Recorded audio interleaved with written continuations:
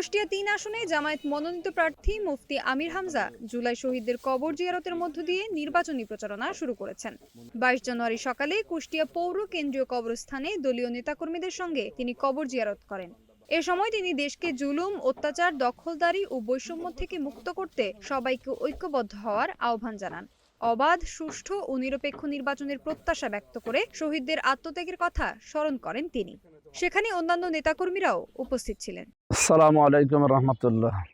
আউযু বিল্লাহি মিনাশ শাইতানির রাজিম। বিসমিল্লাহির রহমানির রহিম।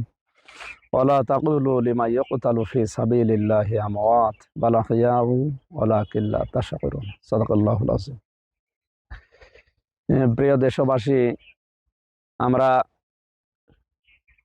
জুলাই শহীদদের আত্মার মাগফিরাত কামনা করে আজকে আমাদের 17 বছর পর যে নির্বাচনের পরিবেশ ফিরে এসেছে। আমরা এতদিন নির্বাচনের পরিবেশে ছিলাম না, শুধু নামে নির্বাচন হয়েছিল।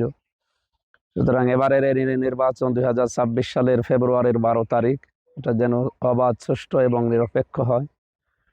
যে শহীদদের আত্মদানের মাধ্যমে, আত্মত্যাগের মাধ্যমে আমরা এই পরিবেশ ফিরে পেলাম। তাদেরকে আল্লাহ শাহাদতের সর্বোচ্চ মাকাম দান করেন। আল্লাহ তাআলা বলেন, বাল আহইয়াউ ওয়ালাকিন লা তাশউরুন। তারা জীবিত, তোমরা টের পাও না, আমরা অনুভব করি না, তারা কিন্তু জীবিত আছে। সুতরাং যারা এই প্রায় 1,500-এর মতো মানুষ জীবন দিয়েছে, এই মানুষগুলো শাহাদতের সর্বোচ্চ মাকাম পেয়ে তারা যেন জান্নাতের পাখি হয়ে ফেরেশতাদের সাথে ওরা জান্নাত পরিভ্রমণ করতে পারে, আল্লাহ সেই তৌফিক তাদের দান করেন। আমরা আগামীর বাংলাদেশকে জুলুম, অত্যাচার, নির্যাতন, দখলবাজ, চাঁদাবাজ এবং বৈষম্যহীন তৈরি করার জন্য এই লড়াইয়ে অংশগ্রহণ করেছি এবং আমরা এই নির্বাচনে অংশগ্রহণ করতে যাচ্ছি এই মন নিয়ে। সবাইকে আহ্বান জানাচ্ছি, আসেন আমরা দেশকে জুলুম, নির্যাতন এবং অত্যাচার মুক্ত করার জন্য, দেশি বিদেশি ষড়যন্ত্র থেকে মুক্ত রাখার জন্য সবাই মিলে চেষ্টা করি।